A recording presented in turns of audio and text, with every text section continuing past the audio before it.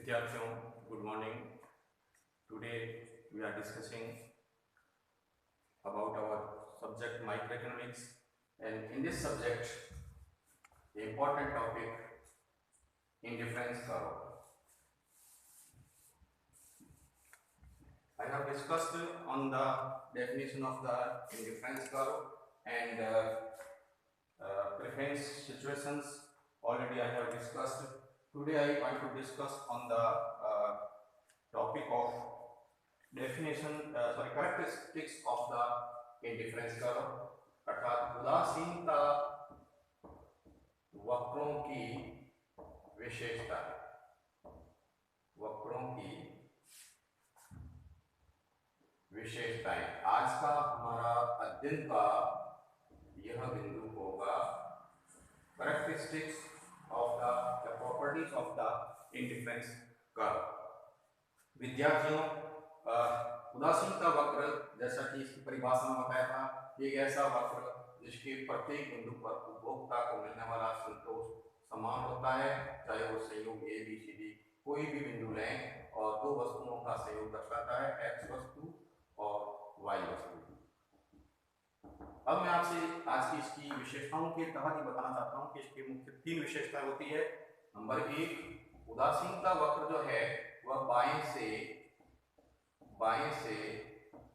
दाईं तरफ गिरते हुए होते हैं, दाईं तरफ झुके हुए होते हैं या गिरते हुए होते हैं, लेफ्ट टू राइट. ऐसा क्यों होता है इसे समझने का प्रयास करें. ये इंडिफरेंस कर्व की जो ग्राफ है, डायग्राम है, इसमें यहाँ हम एक्स वस्तु लेते हैं और यहाँ वाई वस्तु लेते हैं. एक ही वक्र के सभी बिंदुओं पर उपभोक्ता को समान संतोष मिलता है.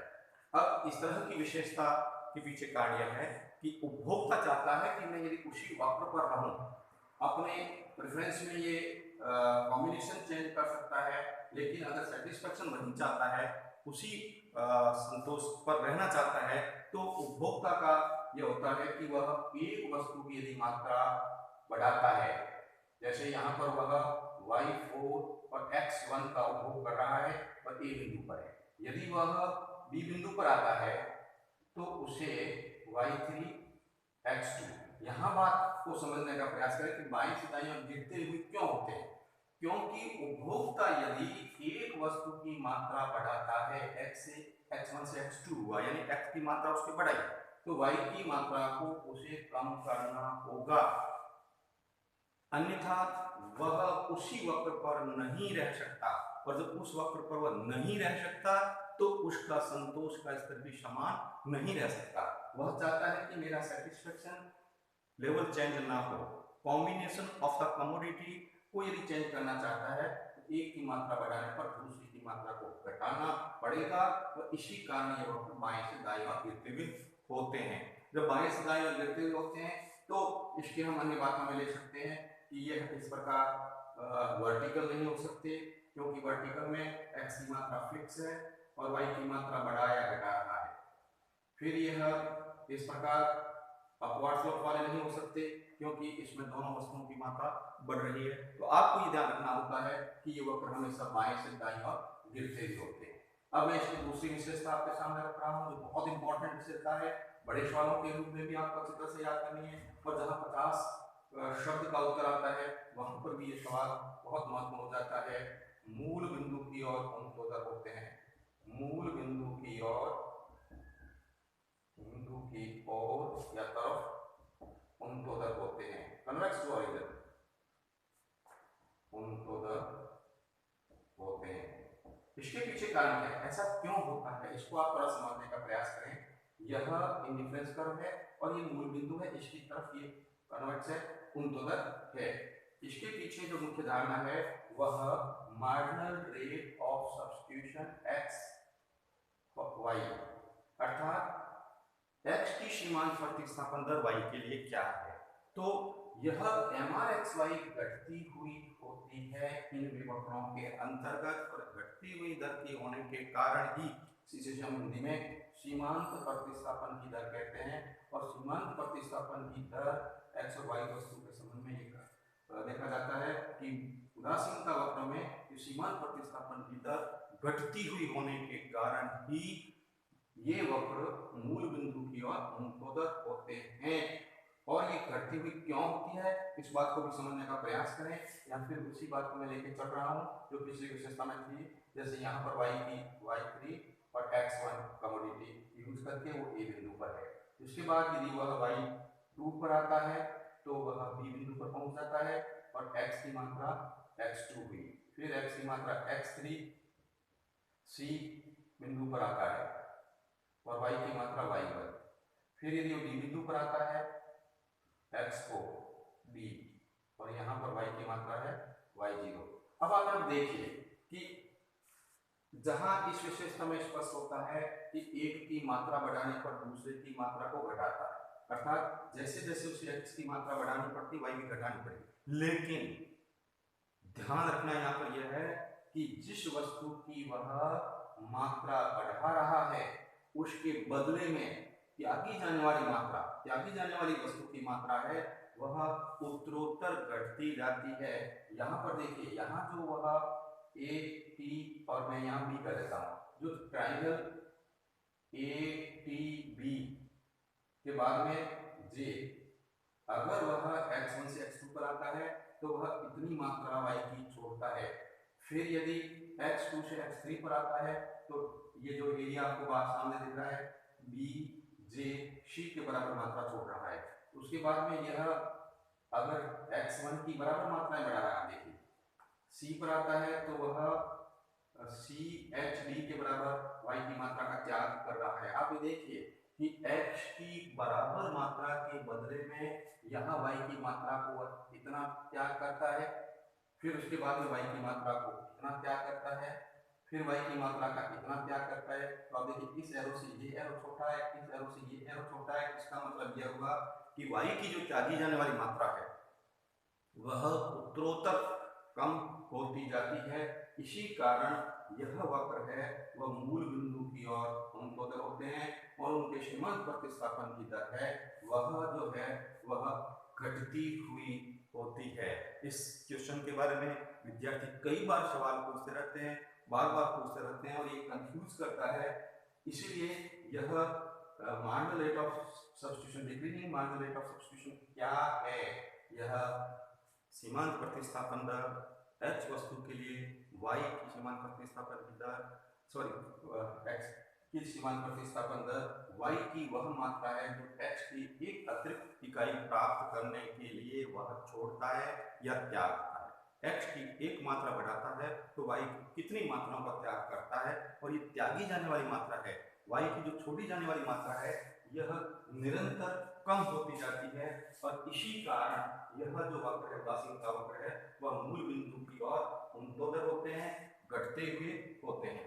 तो पहली विशेषता हुई कि ये मूल उदासीनता वक्र बाईं से दाईं ओर घटते हुए होते हैं, जिसका कारण है यदि एक की मात्रा बढ़ाओगे तो दूसरे की मात्रा घटानी पड़ेगी। इतनी सी बात को ध्यान रखना है, यदि एक वस्तु की मात्रा बढ़ाते हैं तो दूसरी वस्तु की मात्रा को घटाना पड़ेगा ताकि आपके संतोष में कोई परिवर्तन नहीं हो।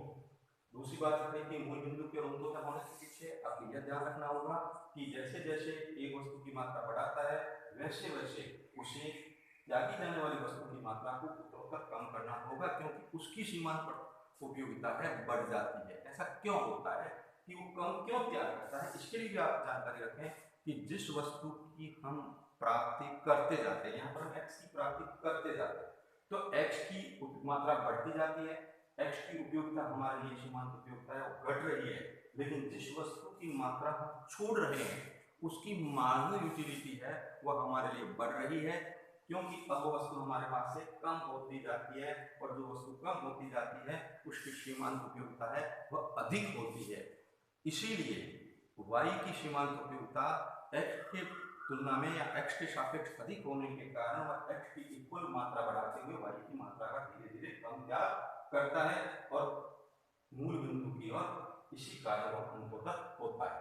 तीसरी जो इसकी मुख्य विशेषता है उदासीनता वक्र की वह है ये एक दूसरे को काटते नहीं है, इसको समझने का प्रयास करें। दूसरी थी मूल बिंदु की ओर उन्मुख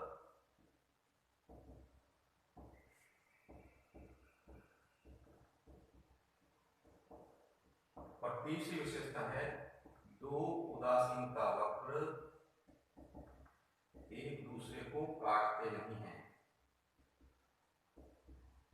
एक दूसरे को काटते नहीं है। साथियों इसे समझने का प्रयास करें। जैसे ये दो इंडिफरेंस कर्व है, जैसे इंडिफरेंस कर्व फर्स्ट और दूसरा इंडिफरेंस कर्व सेकंड, इसका बिंदु ए, बिंदु बी, बिंदु सी और बिंदु डी। यहाँ मैं के बिंदु ले लेता हूँ, यह एस वस्तु और यहाँ पर वाई वस्तु आपको दर्शाई गई है।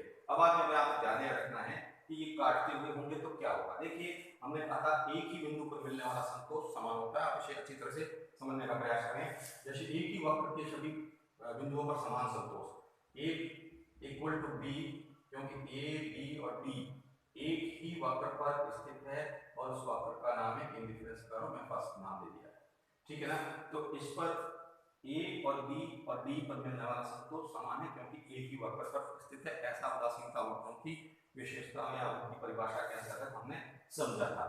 दूसरा वक्र जो इंडिफरेंस कर्व सेकंड है, उस सेकंड में देखिए बिंदु कौन कौन से हैं, ए बी और सी, ये वक्र सेकंड पर है। यहाँ अगर ये वक्र एक दूसरे को काटते हैं तो ऐसी स्थिति में एक विरोधाभास सामने आ जाएगा, पैराडॉक्स सामने आ जाएगा।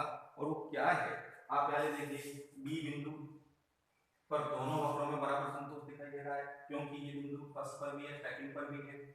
और जब ये बराबर संतोष दे रहा है तो इसका मतलब होगा बी पर मिलने वाला सेटिस्फैक्शन और सी पर मिलने वाला सेटिस्फैक्शन बराबर हुआ। जबकि इधर देखते हैं कि बी पर मिलने वाला सेटिस्फैक्शन और डी पर मिलने वाला सेटिस्फैक्शन बराबर हुआ।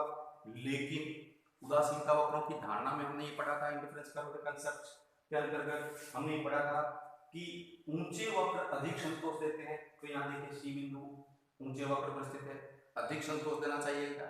लेकिन इस धारणा के अनुसार बी पर मिलने वाला सेटिस्फैक्शन और डी पर मिलने वाला सेटिस्फैक्शन समान हो गया। तो कहाँ अधिक संतोष दे रहा है, अर्थात उदासीनता वक्र की मूल धारणा का यहाँ विरोधाभास हो गया। इसके अनुसार तो सी और डी पर भी मिलने वाला सेटिस्फैक्शन समान होना चाहिए कंसिस्टेंसी के लॉ के, ट्रांजिटिविटी के लॉ के अकॉर्डिंग, तो यहाँ पर नहीं हो रहा है। तो ये आप जैसा कि विद्यार्थी ने बार बार मांग की चीज के वापस स्पष्ट किया जाए, तो मैं इसको वापस स्पष्ट करने जा रहा हूँ कि ये जो है वह बी पर मिलने वाला संतोष सी पर बराबर है, तो बी पर डी पर भी बराबर होना चाहिए। लेकिन धारणाओं की बात करते हैं वापस, तो सी पर ऊंचे वक्र पर स्थित है, सी पर संतोष अधिक होगा किसकी तुलना में, डी पर। तो यह मूल धारणा का फिर वापस खंडन कर देता है। इधर भी वही स्थिति बनती है कि ए पर मिलने वाला संतोष, ए पर मिलने वाला संतोष और बी पर मिलने वाला संतोष बराबर है क्योंकि वह इंडिफरेंस कर्व फर्स्ट पर है। और चूंकि बी पर मिलने वाला सेटिस्फैक्शन बी और के एक ही बिंदु वक्र पर स्थित है सेकंड पर, अतः यह भी बराबर होना चाहिए। तो जहाँ ए और बी बराबर है वहां ए और के भी बराबर होना चाहिए, लेकिन यहाँ पर दोनों बराबर नहीं है। अतः आपको इस बात की जानकारी रखनी है कि अगर दो वक्र एक दूसरे को काटेंगे तो ऐसी स्थिति में जो है उदासीनता वक्र की मूल धारणाएं ऊंचे वक्र अधिक संतोष देते हैं वह खंडित हो जाएगी। और दूसरी जो इसकी विशेषता है कि एक ही वक्र पर मिलने वाले संतोष समान होते हैं, सभी बिंदुओं पर समान संतोष मिलता है। तो इसके अनुसार बी पर मिलने वाला संतोष और ए पर बराबर है, तो ए और के पर भी बराबर होना चाहिए। लेकिन ए ऊंची स्थिति पर है अतः के से अधिक संतोष देता है। तो यदि यह वक्र एक दूसरे को काटेंगे तो ऐसी स्थिति में इनका जो है वह ये धारणा गलत साबित हो जाएगी, जो उदासीनता वक्रों की मूल धारणा के अंतर्गत है कि एक ही वक्र के सभी बिंदु समान संतोष देते हैं और ऊंचे वक्रों पर अधिक संतोष मिलता है। यह दो मुख्य धारणाएं हैं, वह यदि वक्र एक दूसरे को काटेंगे तो ऐसी स्थिति में धारणा खंडित हो जाएगी। और आज मैं इसके साथ ही एक बात और लेना चाहता हूँ, वह है कि उदासीनता वक्र के आधार पर एक उपभोक्ता का अधिकतम संतोष कहाँ होता है, थोड़ा सा उसके बारे में बता देता हूँ। उदासीनता वक्रों की सहायता से उपभोक्ता के संतोष की स्थिति को समझाइए।